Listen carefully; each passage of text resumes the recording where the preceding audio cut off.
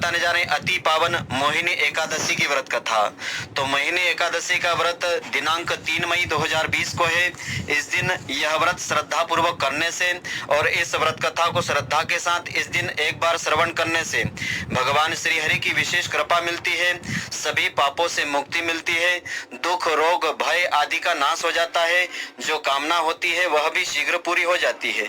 तो मित्रों, पूरे वीडियो को आप ध्यान पूर्वक देखेंगे तभी इसका संपूर्ण फल आपको मिल पाएगा।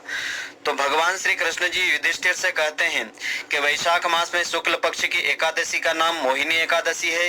इस एकादशी का व्रत करने से और व्रत कथा को श्रद्धा पूर्वक सुनने से मनुष्य सभी दुख व पापों से मुक्त हो जाता है, सांसारिक मोह ममता से छुटकारा मिल जाता है।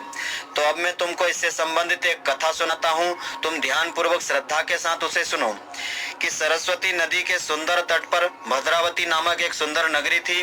वहां द्युतिमान नामक एक चंद्रवंशी राजा राज्य करता था। उस नगरी में धनपाल नामक धनवान एवं पुण्यवान एक वैश्य निवास करता था। वह वैश्य अत्यंत धर्मात्मा और भगवान विष्णु का भक्त था। उसने नगर में अनेक अन्न क्षेत्र, प्याऊ, कुएं, सरोवर, धर्मशाला आदि बनवाए थे। उसने जगह जगह पर सड़कों पर आम, जामुन, नीम आदि के अनेक उपयोगी वृक्ष भी लगवाए थे। उस वैश्य के 5 पुत्र थे।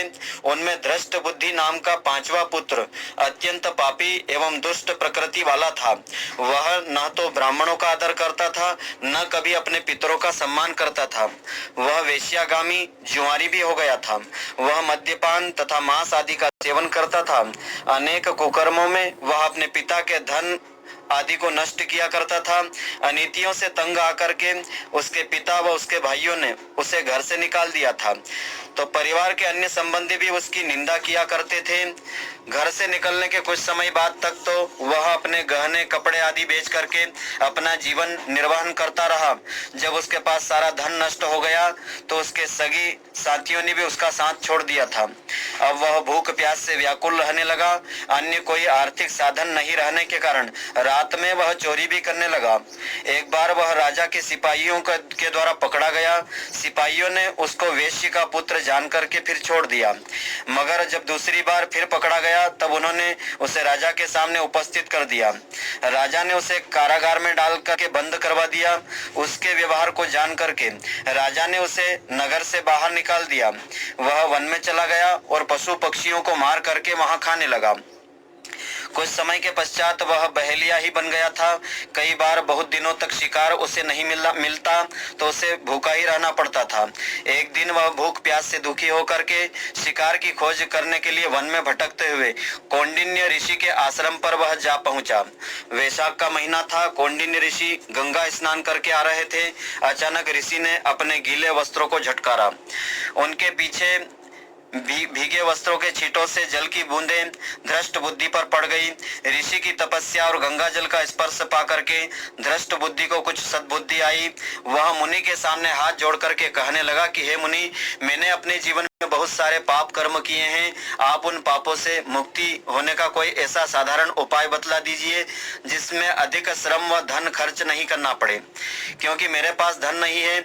ऋषि ने कहा कि वैशाख शुक्ल पक्ष में मोहिनी एकादशी का व्रत तुम श्रद्धा पूर्वक करो, इससे तुम्हारे सारे पाप नष्ट हो जाएंगे। मुनि के वचनों को सुन करके वह अत्यंत प्रसन्न हुआ और उनके द्वारा बताई गई विधि के अनुसार उसने मोहिनी एकादशी का व्रत किया। गुरु वशिष्ठ बोले कि हे राम, इस व्रत के प्रभाव से धृष्ट बुद्धि के पाप नष्ट हो गए थे और अंत में वह गरुड़ पर बैठ करके विष्णु धाम को चला गया था। इस व्रत से पद मोह माया आदि सब पाप नष्ट हो जाते हैं। अंत में सदगति भी प्राप्त हो जाती है। इसके महात्म्य को पढ़ने अथवा श्रद्धा पूर्वक सुनने से 1000 गौदान के बराबर पुण्य की फल की प्राप्ति होती है। संत कृपा प्राप्त होने पर तो कठिन कार्य भी सरल हो जाते हैं। तो इस दिन श्रद्धा पूर्वक इस व्रत कथा को सुनने वाला महान पुण्य का भागी हो जाता है। पुराणों में यह कथा वर्णित है। इस दिन का फलाहार इस प्रकार से है। इस दिन गौमूत्र का आचमन करके सागार के रूप में लेना चाहिए। इस व्रत में दूध और दूध से बनी मिठाई आदि पदार्थ लिए जा सकते हैं।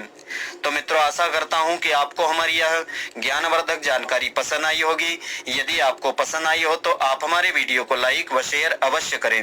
धन्यवाद। जय श्री कृष्ण मित्रों, फिर मिलेंगे।